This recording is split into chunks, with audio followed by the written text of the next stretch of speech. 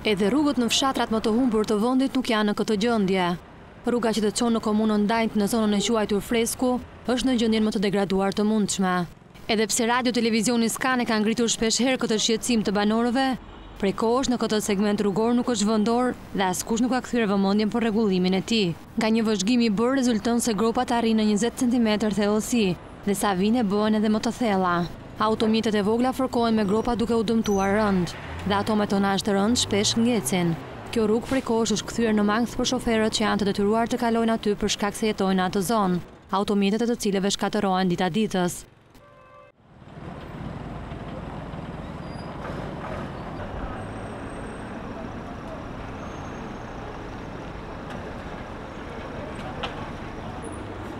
Po ashtu edhe bizneset anës rrugës, si supermarketet, lokalet, furrat e Vukës, janë të prekur nga kjo situatë, pasi askush nuk mund të ndalojë në këtë rrugë e aq më tepër të parkojë makinën.